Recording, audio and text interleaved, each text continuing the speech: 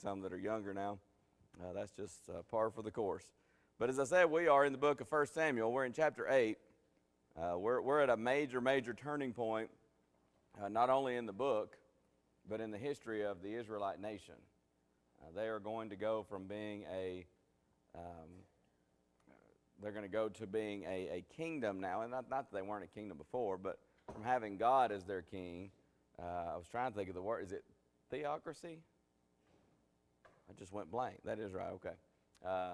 From being a theocracy to being a monarchy. They had a king before. It was Jehovah. But they've essentially rejected him, and they said, we want a king to be like everybody else.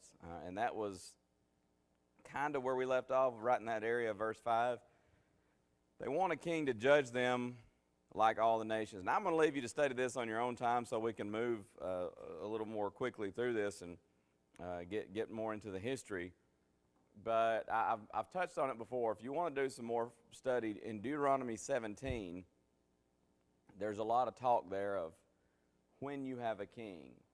Here's some ground rules for your king. He's not to multiply horses. In other words, not to just try to build up some kind of huge standing army, and that would be indicative of a lack of trust in Jehovah. But there are all these things that tells them, here's what is going to be expected when you have a king. It may be that God just knew they were going to ask for a king, and so through Moses, he's giving some instruction. Or it may be that God seems to have intended this all along, and the problem here, if that is the case, would be what? I know we've talked about this before, right? Sometimes we say they sinned in asking for a king. And I'm just pointing this out to say I'd just be careful with that. I don't know for sure if their sin was just in asking for a king. So what would, if that is correct, what would the sin be? Their motivation, the motivation behind it. And really, we could say there's a lesson in that for us, because sometimes we might ask for something that is not wrong in and of itself, right? But our motivation makes it wrong. A child may say, hey, Dad, can I have $5? Well, Dad's first question is, why? Why do you want that money? Well, a child may say, well, on Sunday when people are giving to the church, I don't ever have anything to give, and I'd like to give something to the Lord. Well, man, that's a great motivation. I don't know very many dads, if they got it, that wouldn't say, sure, here. But if a child says, I want to go and blow it on something that is, frivolous, or, even really more in line with what we're talking about, something wrong, he says, hey, I want $5, go down here and buy me a pack of cigarettes. Well, we're not gonna give him $5 for that, right? Is the money wrong? It's the motivation. So, again, it's a whole other study, and I've seen a lot of different people take a lot of different takes on it. It may be that God didn't ever intend for them to have a king, but when I read Deuteronomy 17 and some of the verses there, it seems to me that, probably, and again, I'm not being dogmatic about this, because I don't think the Bible said, and it doesn't affect anything one way or the other, whether we take one position or the other. It just seems to me like God was expecting that they were going to have a king one day, and he was okay with that, which, if that is the case, would make the problem here their motivation. They want a king to be like everybody else. Were you going to say something? Yes.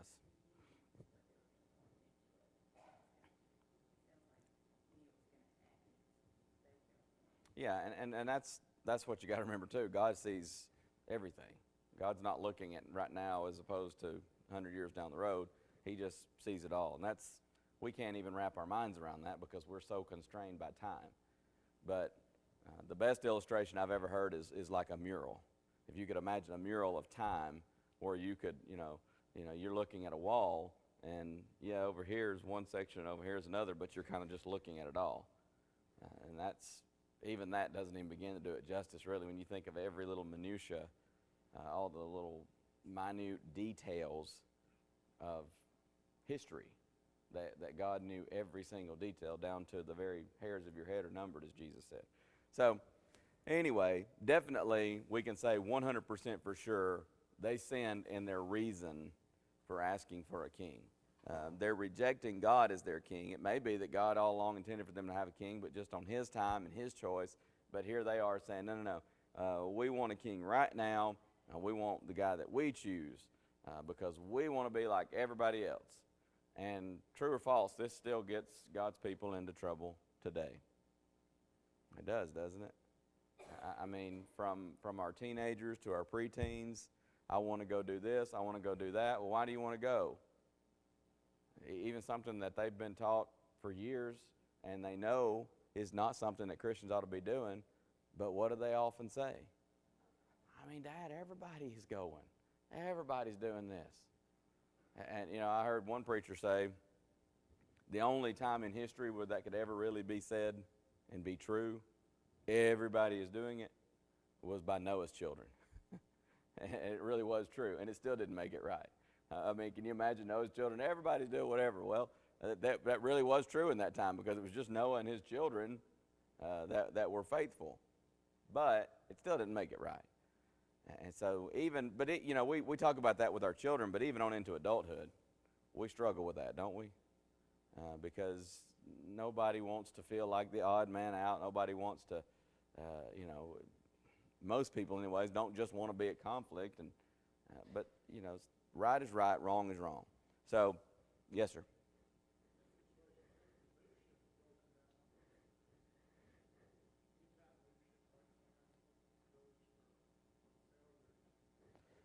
And that's a good point. A lot of what led up to this was poor leadership.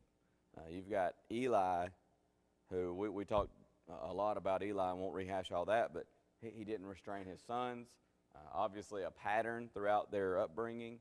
And now not only does he not restrain them, does he not discipline them, he actually puts them into the role of priests and as if they're going to take over as judges later on. And God is just, is upset about it. I mean, very strong words there in 1 Samuel 2 and 3. So you got Eli's sons. Samuel doesn't get the rebuke from God. It seems like Samuel did try to restrain his sons as they were growing up, and then when they reached adulthood, they turned away. But they're not fit leaders either. And so it leads the people to say, hey, look, we want a king. That doesn't make their request and their motivation for it okay,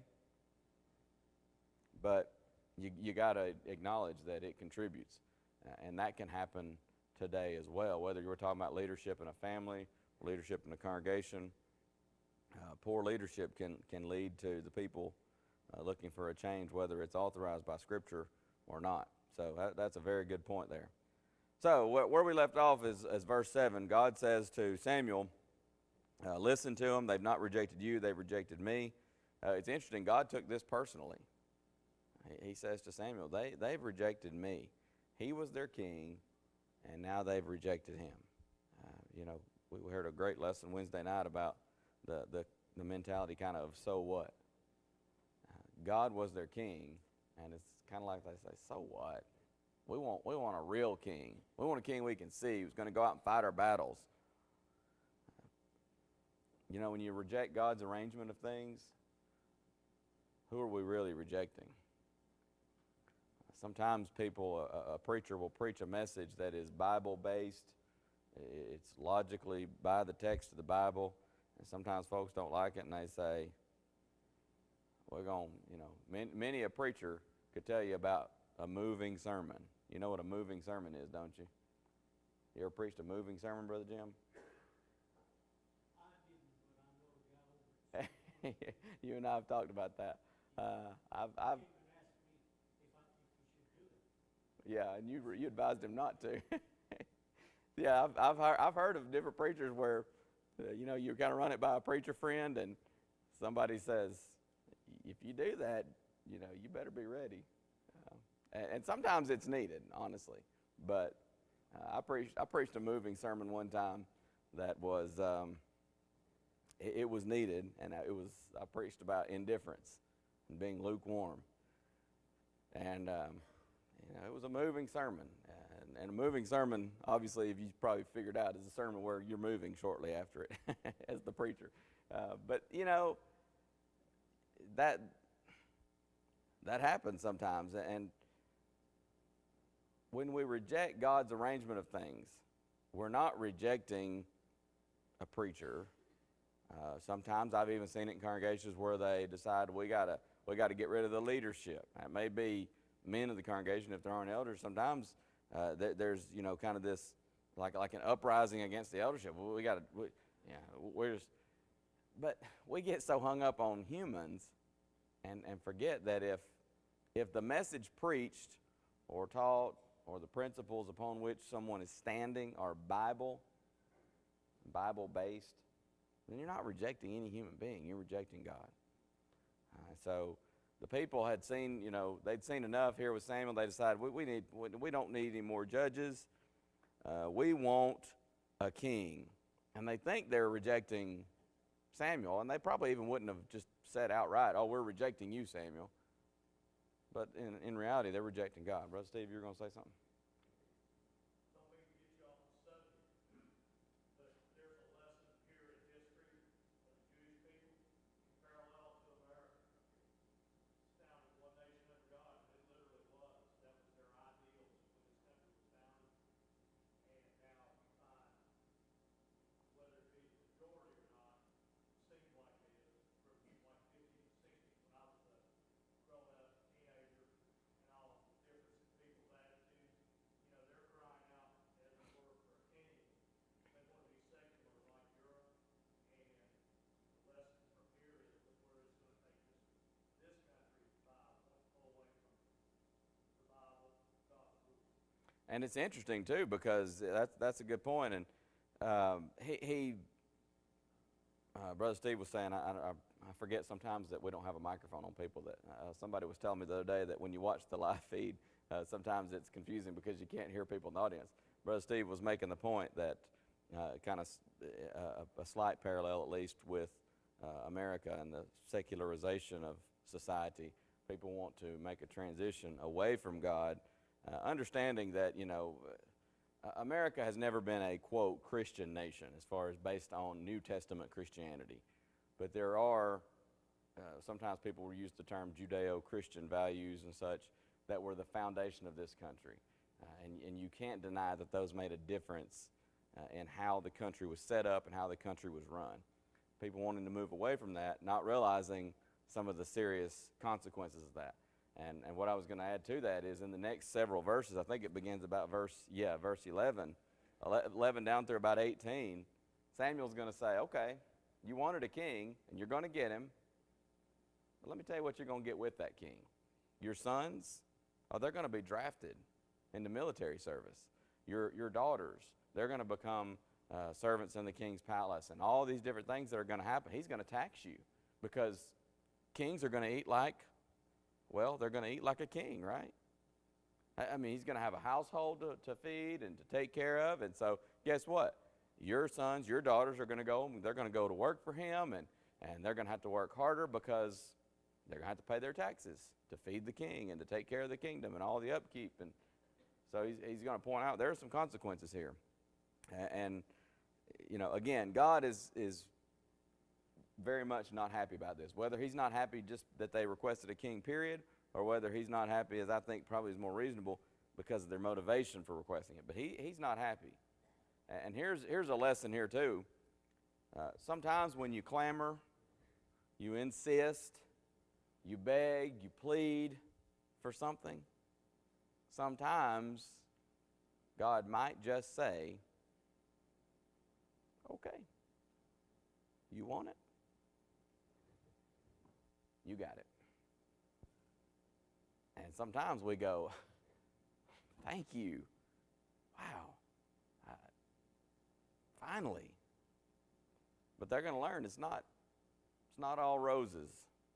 The grass is not so greener on the other side, right? And sometimes God allows us to learn a lesson the hard way. And that's what's going to happen here with Israel. Doesn't mean it's his will, but sometimes God allows us to learn a lesson.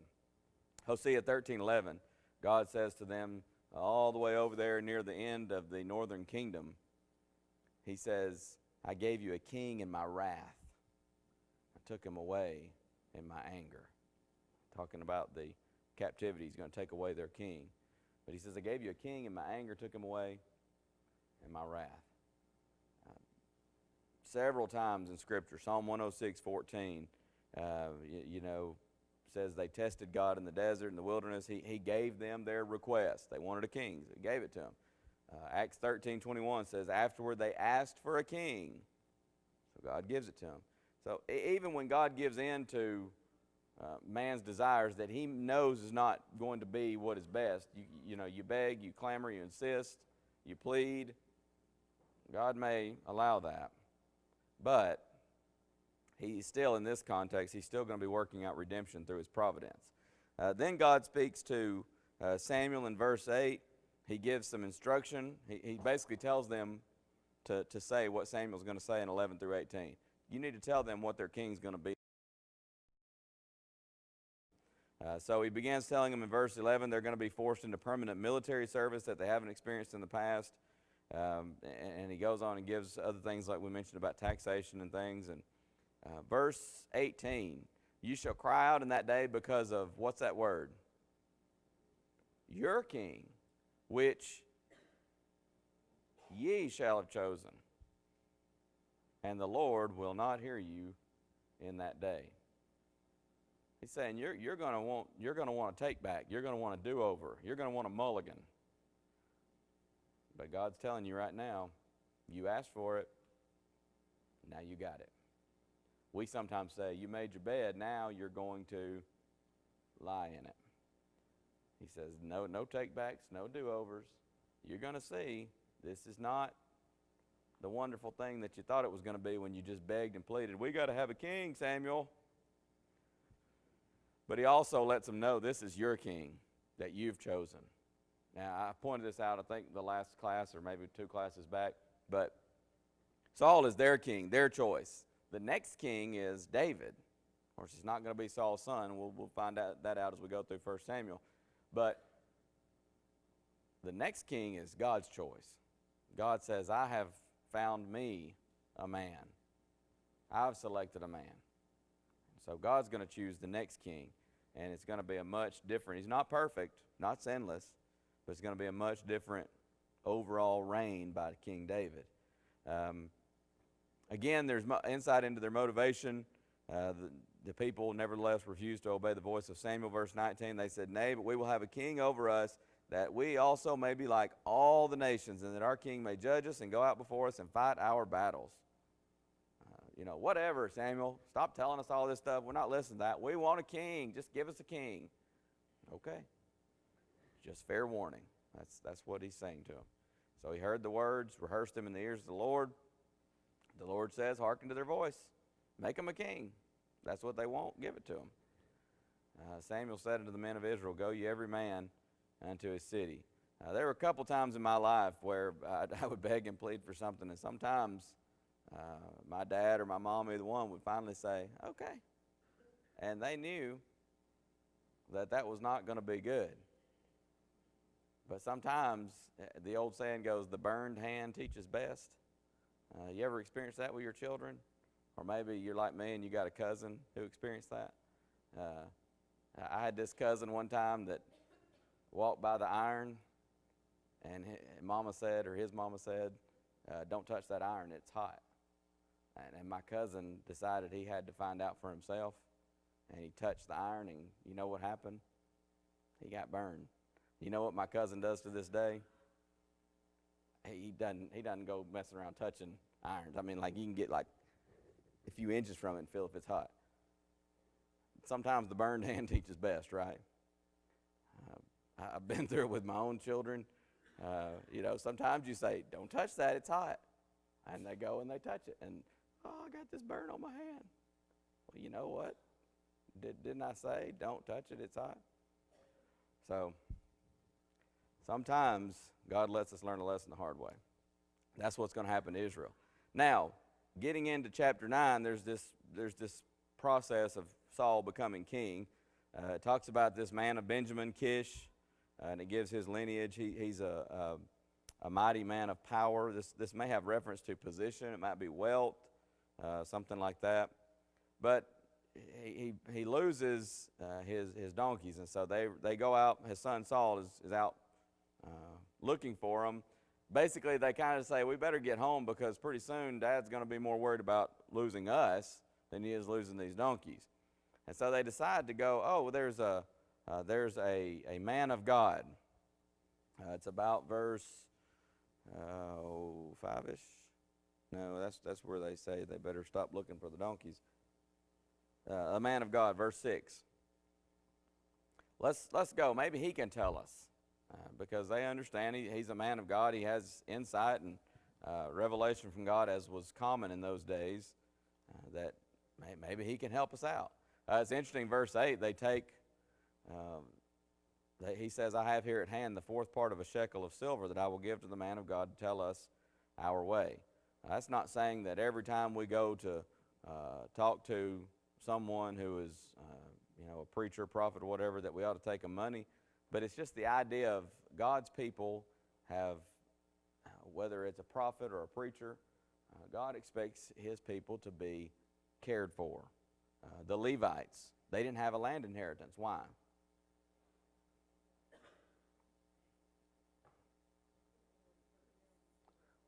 It said the Lord is their inheritance, and then God tells the people, you take care of them. You give them cities within your inheritance. And so they didn't have a land inheritance. The people took care of them. The priests at the temple, that was part of why you brought a tithe under the old law. It went to the priest. And that was part of how they took care of them, because the priest's job was working at the temple.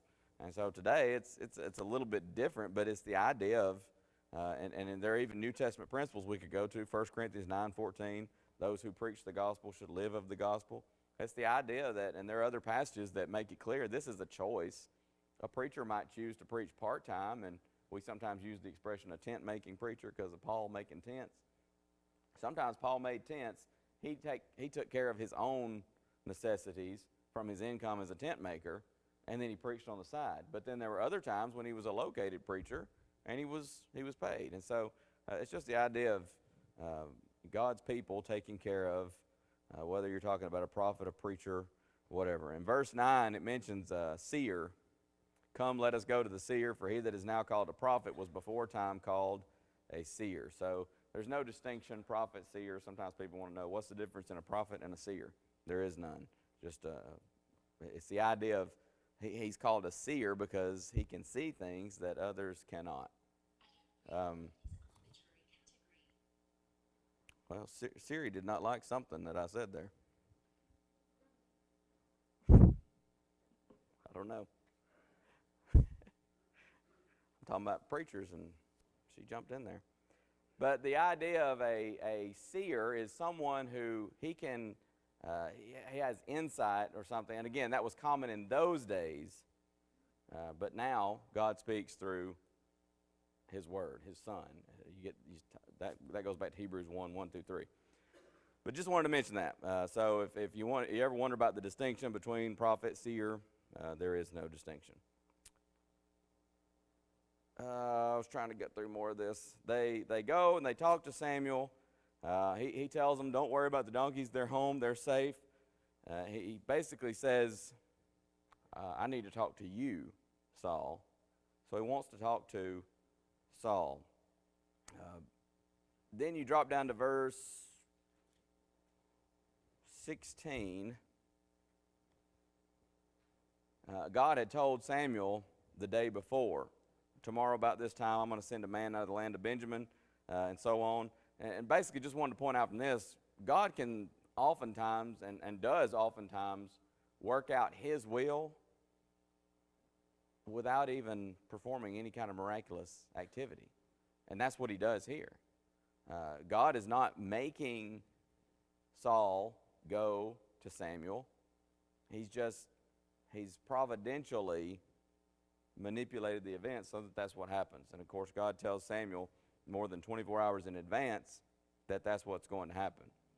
So, God tells Samuel about this, direct miraculous contact with the prophet. And so when Samuel sees Saul, God tells him that this is the one. This is the one I talked to you about. Then it's verse 20, middle part of that verse. On whom is all the desire of Israel? Is it not on thee and on all thy father's house? In other words, I was looking for it. I had a note here. Just I like the expression this one fellow used. Oh, yeah, here we go.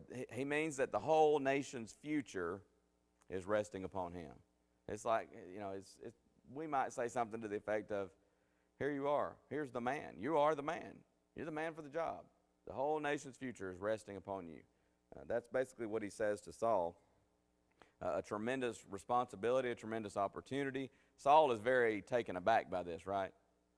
He's not, he's going to change a little bit later on, but at this point, he still has some humility, and he's kind of taken aback, like, what? Am I not a Benjamite, verse 21? Smallest of the tribes of Israel? My family, the least of all the families of the tribe of Benjamin? Why are you talking like this to me? Saying, like the whole nation's future rests on me. So he has this humble attitude. So Saul continues to talk to him there, and then he's going to give some further instructions in chapter 10, and you'll see the coronation of Saul. He anoints him here in verse 1, takes a vial of oil, poured it upon his head, and kissed him and said, is it not because the Lord hath anointed thee to be captain over his inheritance? This will be like you sometimes see the kiss on one cheek and then the other, kind of a salute. It's a ceremonial act assigning a role or a task here, the anointing and the kiss. He's letting Saul know he's going to be king. By the way, David will be anointed like 3 times, and it's only after the last time when he takes command. But Saul is anointed here by the prophet Samuel. He doesn't exactly understand what's going on. Saul doesn't. He's no doubt still a little bit taken aback by this. But he says,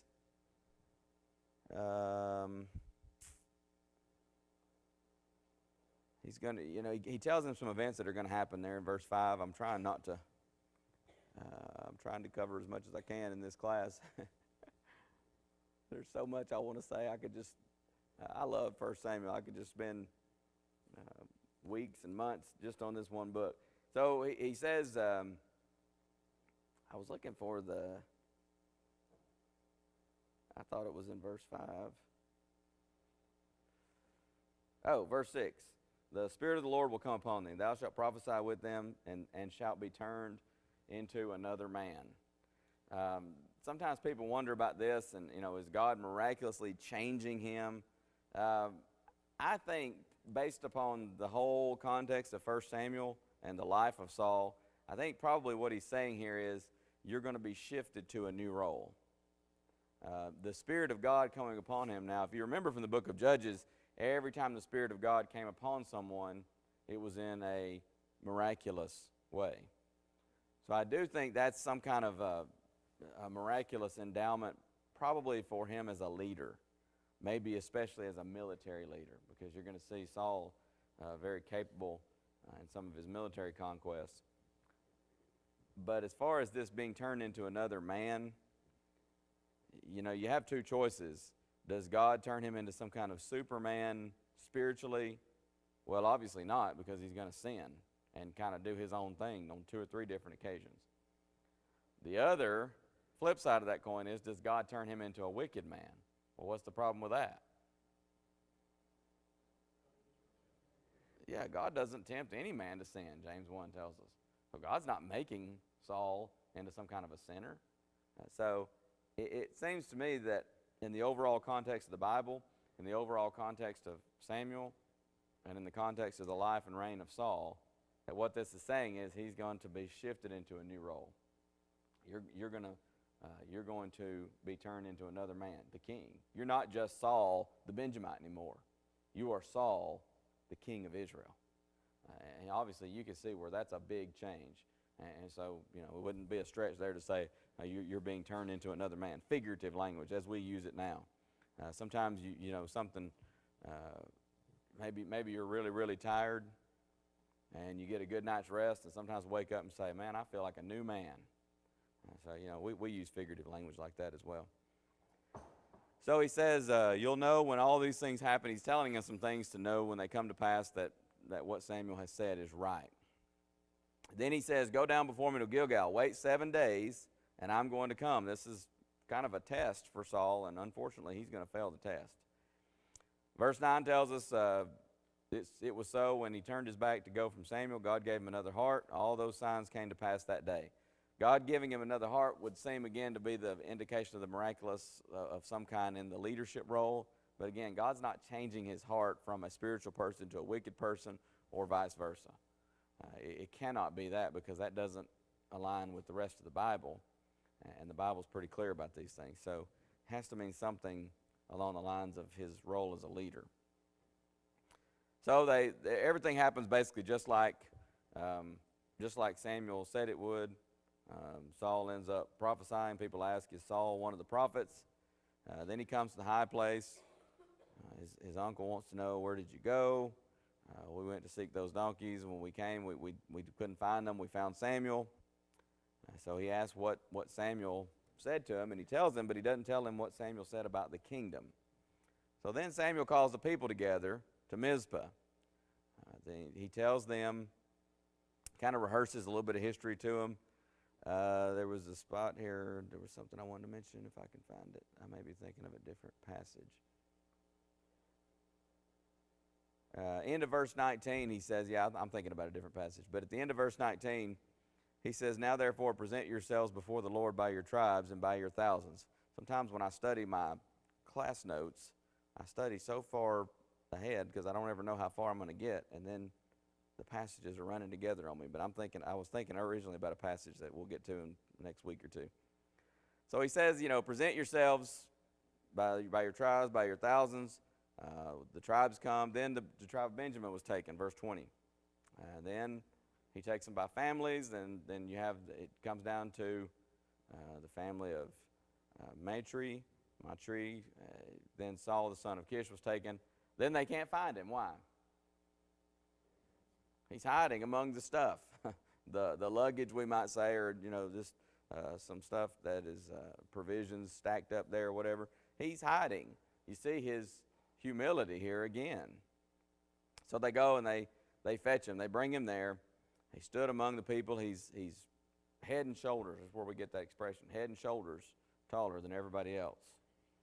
Samuel says to the people, see ye him whom the Lord hath chosen, that there is none like him among all the people. All the people shouted and said, God save the king. Then Samuel told the people the manner of the kingdom and wrote it in a book and laid it up before the Lord.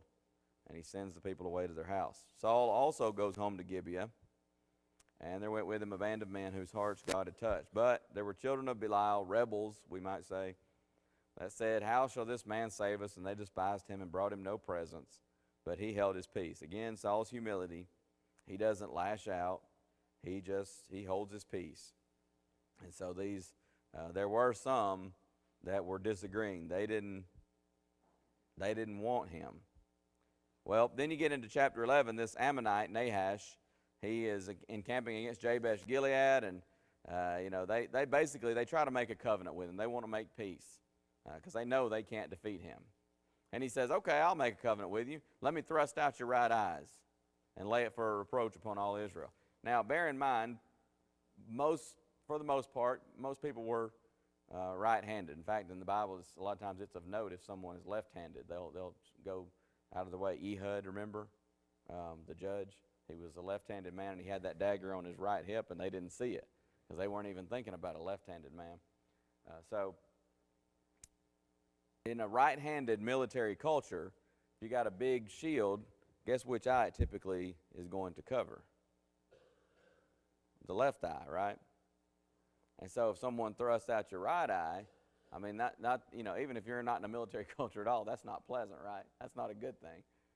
But if you are in a culture where you're right-handed and your shield covers your left eye and you don't have a right eye, guess what? You're blind in battle.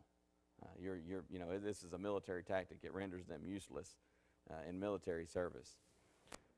So the elders of Jabesh say, give us 7 days.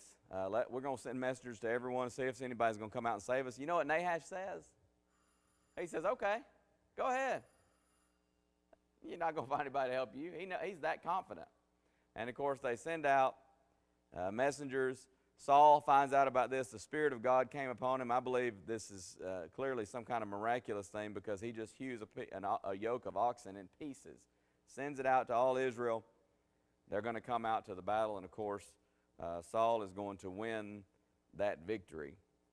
We'll give a quick summation of chapter 11 when we come back next week, Lord willing, and then we'll pick up at verse 12. I'm going to try to pick up the pace a little bit so we can get through, hopefully get through 1 Samuel in this quarter, and then that'll give us a good stopping place to pick back up in the new quarter. But Saul taking over, major transition in Hebrew history, and they're going to go from being a theocracy to being a monarchy, and of course later on the kingdom will split. But this is where, if you look in your Old Testament, you say, well, at some points they didn't have a king, and then you get over here and all of a sudden they do have a king. What happened?